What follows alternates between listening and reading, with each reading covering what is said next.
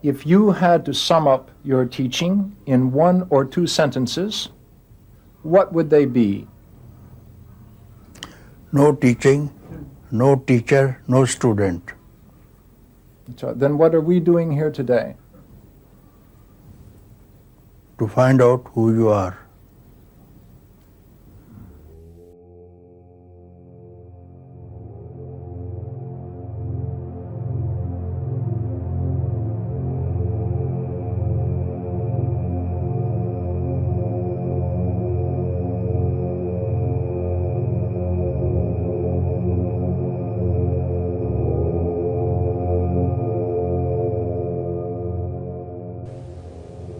The cavity of the heart, the emptiness within yourself, don't be attached to it. Not even to space. Anything that you do while awake, while dreaming or sleeping, is not this moment. It's the past moment. Introduce thus yourself to this moment if you want to be free forever, and that you are.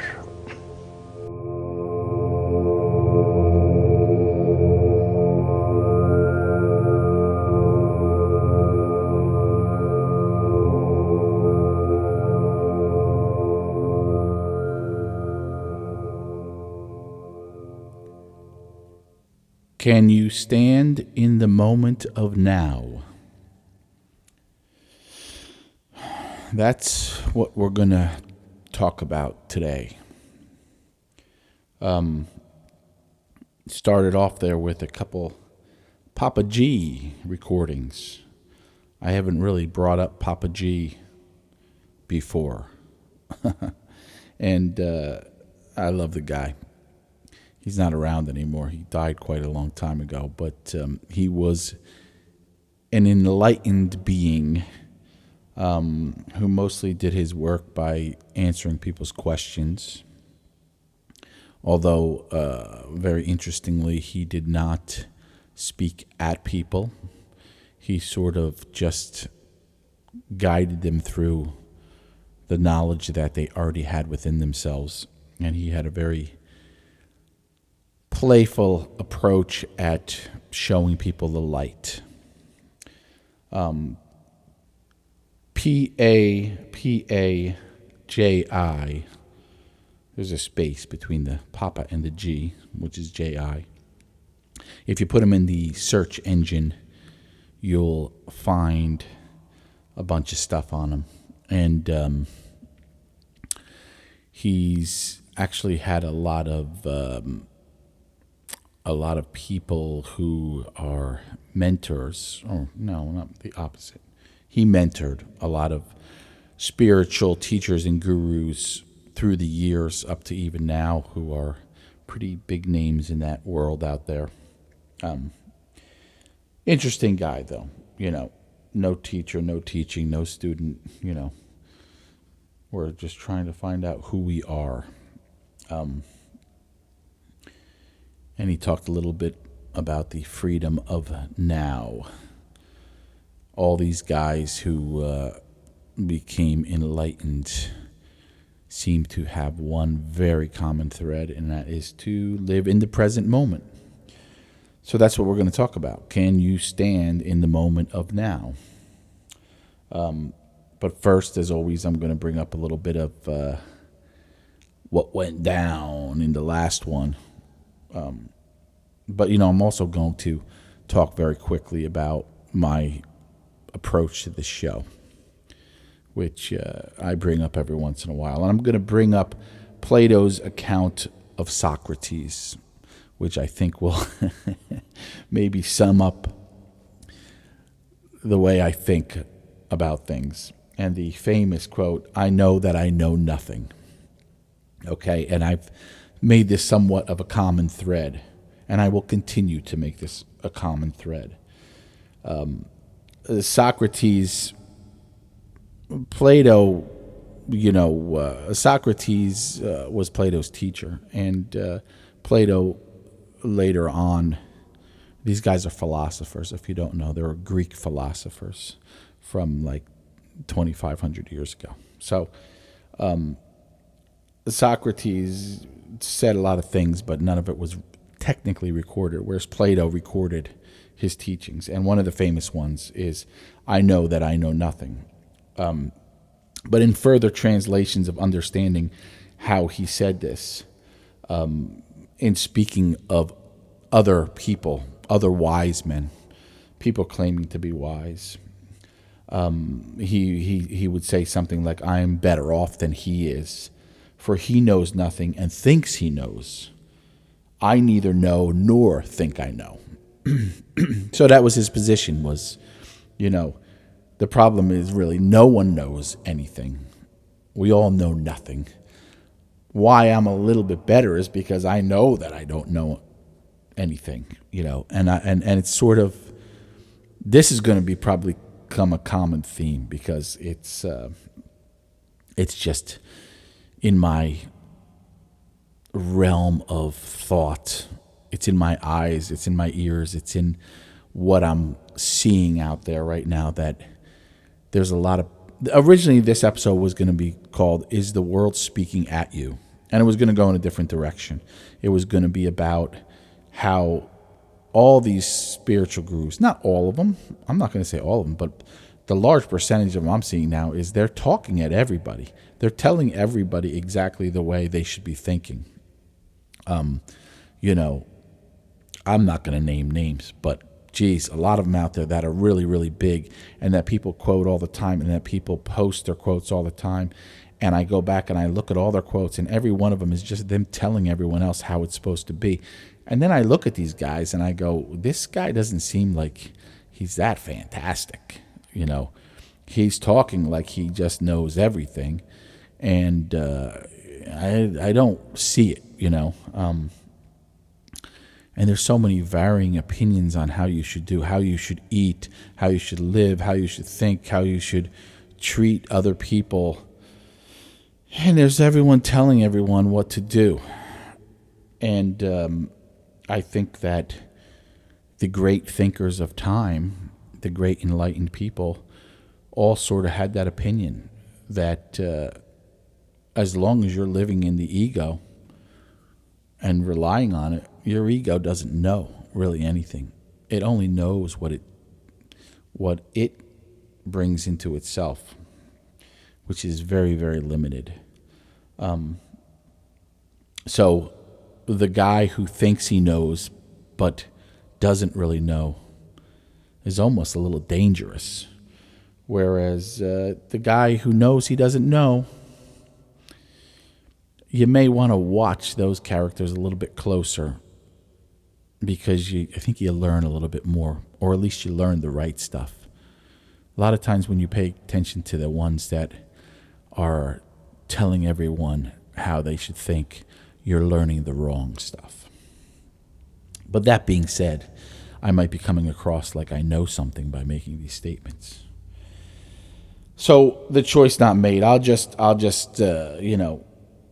sum up without going over what I said during that episode. I'll just put this one other thought.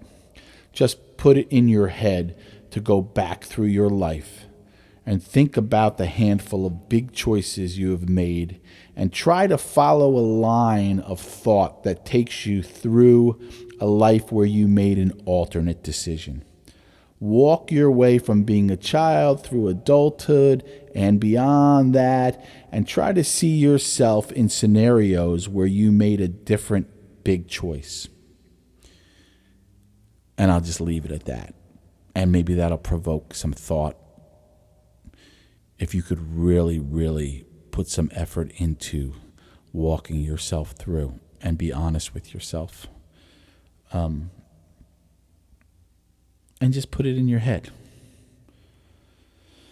So to get back to the matter at hand, I'm going to play a quick Eckhart Tolle clip on the present moment, which is right now. what is the present moment? Where is it? What does it even mean to become aware of the present moment? And the first thing, of course, is that you become aware of whatever surrounds you. That's the entry point into the present moment, a very easy entry point into a present moment awareness.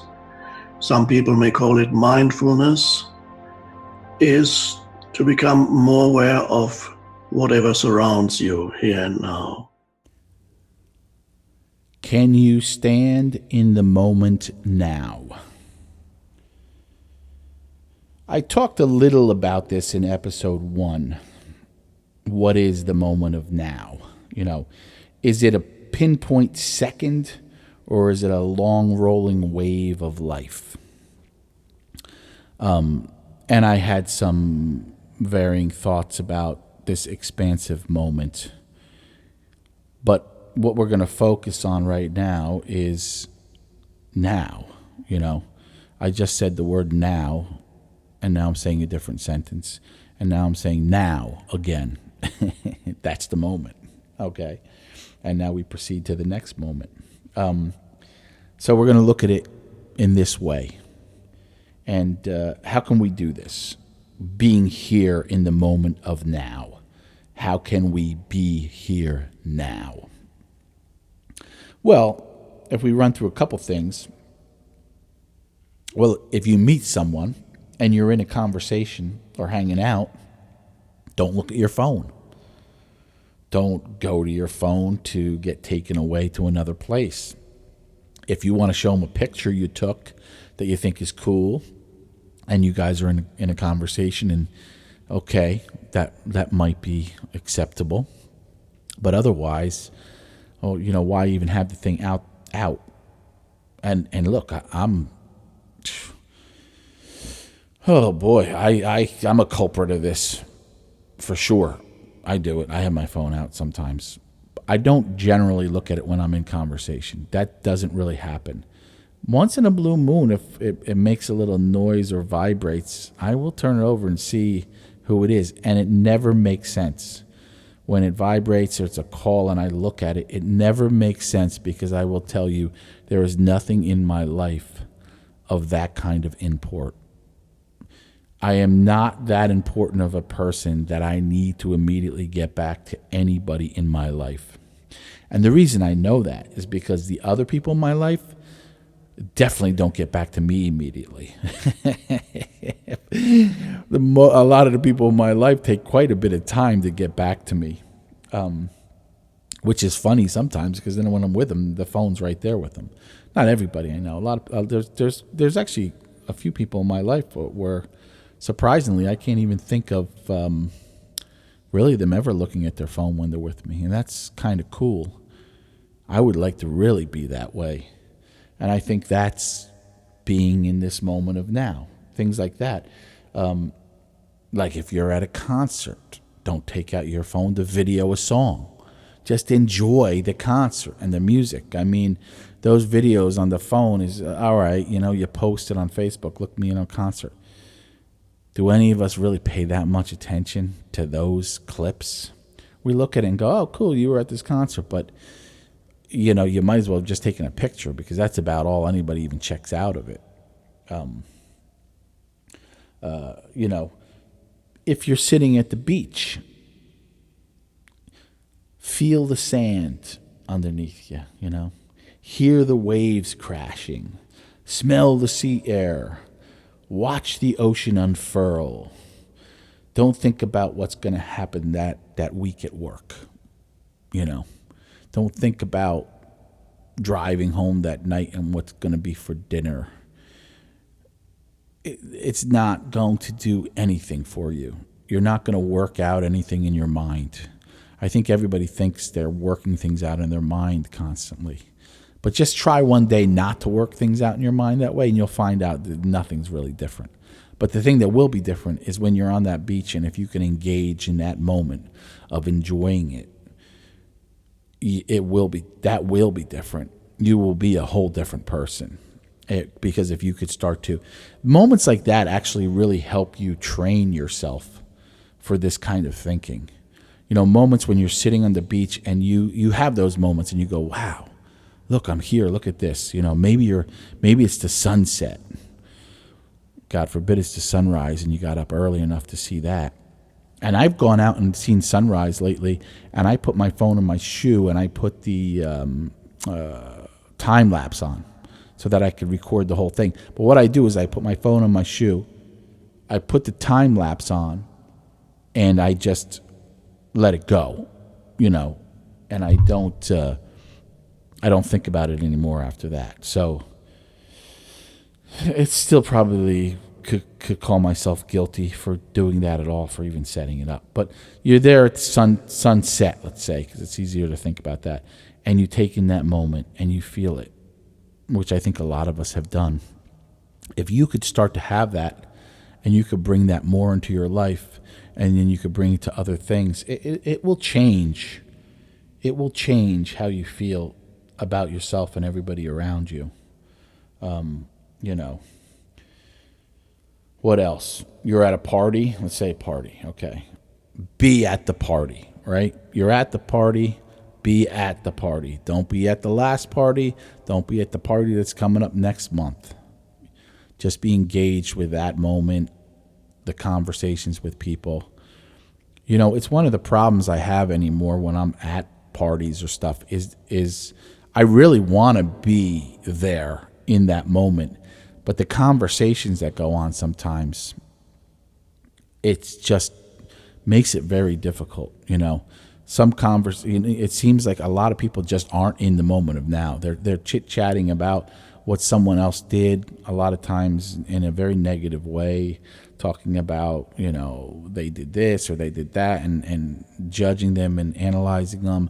And they're talking about, oh, how tough it was, their job was that week, and what's going to come up, and well, can you believe all the snow we're getting, you know. Is there other conversations to have? Is there things to talk about that are more engaging, more creative? You know, maybe I'm being judgmental by saying those conversations aren't really that worthwhile. But to me, they just take you out of that moment of enjoying yourself. I think it's just about putting your mind in the place that you are. Okay? What does that mean? Put your mind in the place that you are. So right now, if you're listening to this podcast, are you listening to me and what I'm saying, or is your mind wandered way off somewhere else? And I was actually kind of talking about somebody that, you know, there's things that you go to listen to, you know, when I'm walking all the time and I go to listen to Alan Watts, sometimes I'll let my mind drift. I might be walking 5-6 miles, and some of it I let my mind drift. Well, that might be part of the moment of now, too. Sometimes your mind should drift into the moment of now. Sometimes you do go through the process of thinking about what the day is. And it's not that can't be part of the moment of now. It's just really can't be the exclusive thing, you know. And it would be much better to listen to what you're listening to and engage yourself in the thought of what it's all about, you know.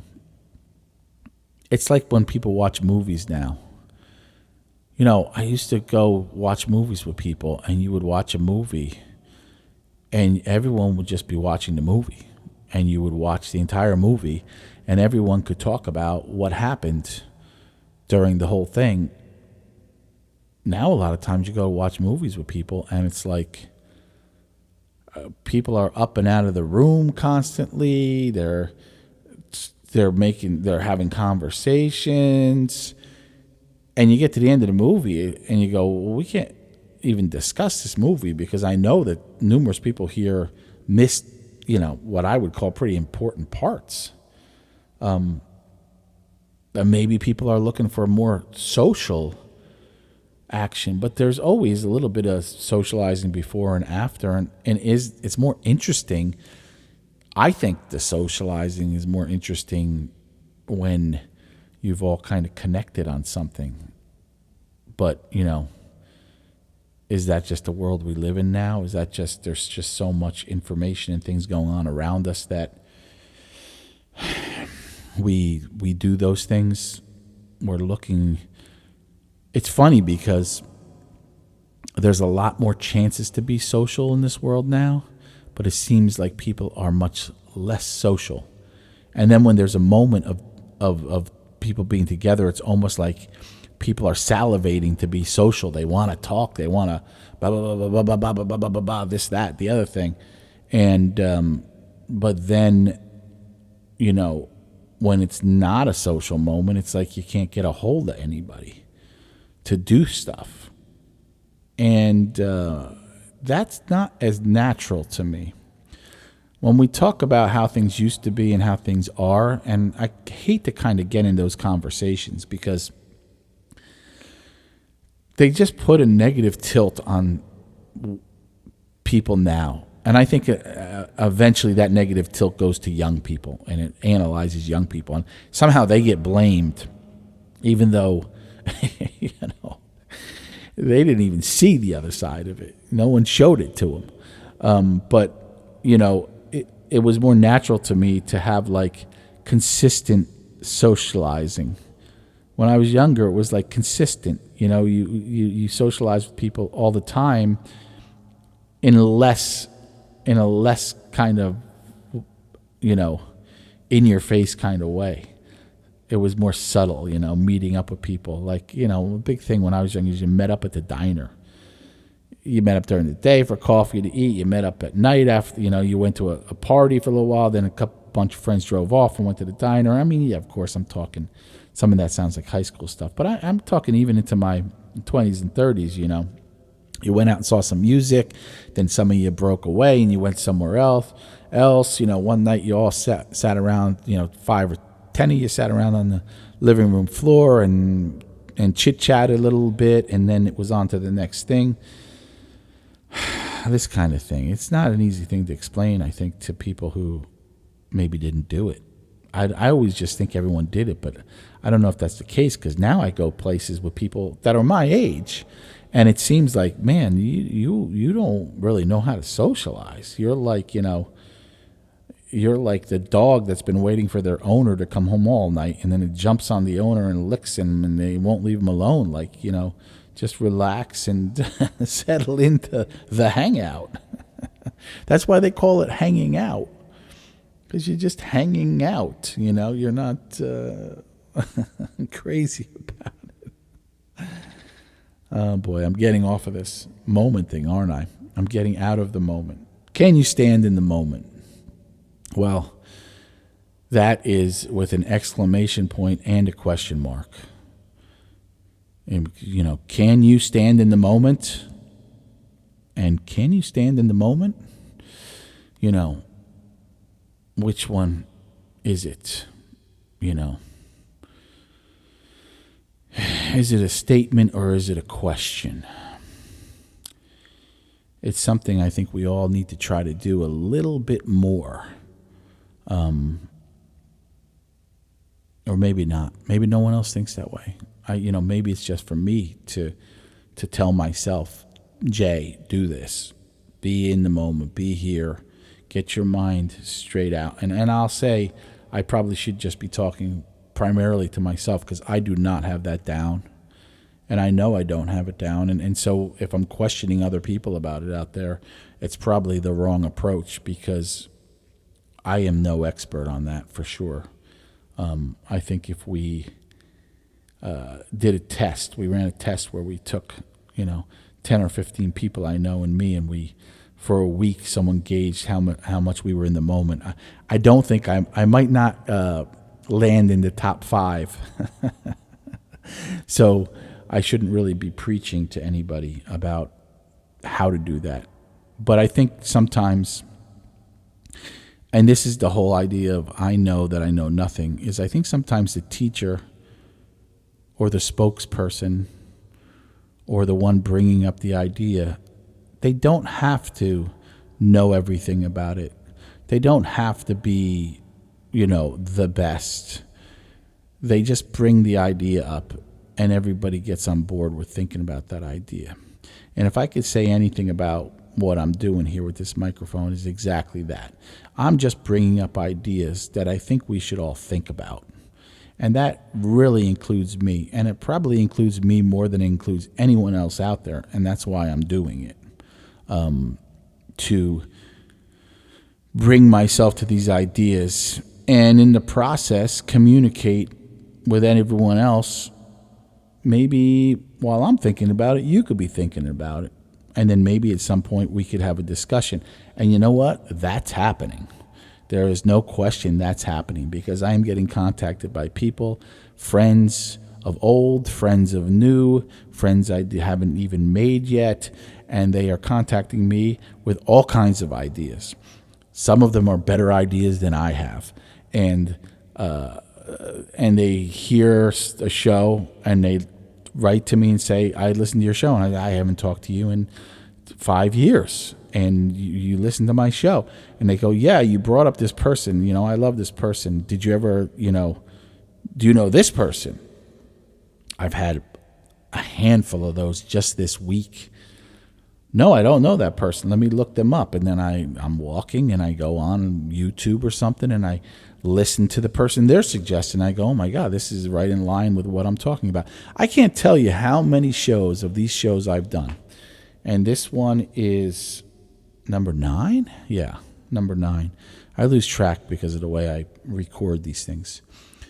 This one's number 9. And I could almost probably say on all 9 shows, let's say at least 6 of them, okay? I'm throwing random numbers out there. There can be no fact checking on this. But at least 6 of them, the week or the week after I did the show, there were things that came to me through other people or through watching things that could have been perfect to have put on the show that I just did. They were so related to it. And they dropped right in front of me for no reason. I'm not talking when people, this is before people even heard that show. And then they sent me something because they heard another show.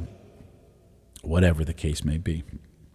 But the relationship of things occurring from talking about things is pretty amazing because it's happening. I'm watching it happen. I'm watching people get involved in this conversation that I'm having on this microphone in a way that I could almost, and I don't think a lot of people would agree to this, but I could almost just turn over the microphone to a bunch of people right now and say, look, you do the show next week. Follow my guideline and you do the show because there's no question that I've encountered a dozen people that could do what I'm doing right now very easily and, with a follow-up of ideas. And that being said, I have a guest definitely coming up, which is going to be a very interesting one. And I have more in the works. So that will be happening. I'm going to figure out how to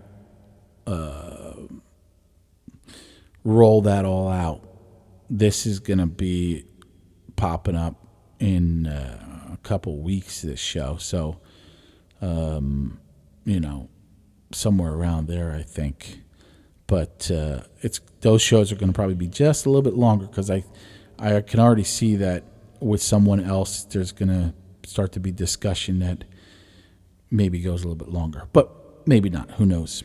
Anyway, I'm gonna strike this right here because I'm gonna send us out with a really long Alan Watts. Okay. This is probably, if I just played this long Alan Watts clip that I'm going to play, I wouldn't have even needed to talk because it sums up the idea of, well, I don't know if it sums up so much as being here and now. In an offhand way, it does. But really more than that, what it does is it sums up the process that we go through, especially in this country, in America, of what we see happen from the time we're a child to being brought through our entire life. And probably one of the reasons that we don't ever stay in the moment of here and now, because we're basically taught as a culture to always be looking at the future. And this clip is going to run you through that in a wonderful way. So, pearls of wisdom. Can you stand in the moment now? One more down. Thank you all. Thank you, Jay. I thank myself. Yeah, right. Okay, let me get out of here. Have a good one. We have an absolutely extraordinary attitude to the new member of human society. Instead of saying frankly to children, "How do you do? Welcome to the human race," we are playing a game, and we are playing by the following rules. We want to tell you what the rules are so that you'll know your way around, and when you've understood what rules we're playing by, when you get older, you may be able to invent better ones. But instead of that, we still retain an attitude to the child that he is on probation. He's not really a human being. He's a candidate for humanity. And therefore, to preserve the role of parent or to preserve the role of teacher, you have to do what they do in the Arthur Murray School of Dancing, which is that they string you out. They don't tell you all the story about dancing, because if they tell you, you'll learn in a few weeks and go away. And you'll know it, but instead they want to keep you on. And in just this way, we have a whole system of preparation of the child for life, which always is preparation and never actually gets there. In other words, we have a system of schooling which starts with grades. And we get this little creature into the thing with a kind of, "Come on, kitty, kitty, kitty," and we get it always preparing for something that's going to happen. So you go into nursery school as preparation for kindergarten. You go to kindergarten as preparation for first grade. And then you go up the grades till you get to high school. And then comes a time when maybe if we can get you fascinated enough with the system, you go to college. And then when you go to college, if you're smart, you get into graduate school and stay a perpetual student and go back to be a professor and just go round and round in the system. But in the ordinary way, they don't encourage quite that. They want you after graduate school or after graduation, commencement as it's called, beginning, to get out into the world with a capital W. And so you've been trained for this and now you've arrived. But when you get out into the world at your first sales meeting, they've got the same thing going again, because they want you to make that quota. And if you do make it, they give you a higher quota. And come along about the 45 years of age, maybe you're vice president. And you suddenly it dawns on you that you've arrived. With a certain sense of having been cheated, because life feels the same as it always felt. And you are conditioned to be in desperate need of a future. So the final goal that this culture prepares for us is called retirement, when you will be a senior citizen and you will have the wealth and the leisure to do what you've always wanted, but you will at the same time have impotence and false teeth and no energy. So the whole thing from beginning to end is a hoax. You are involved, by and large, in a very strange business system which divides your day into work and play.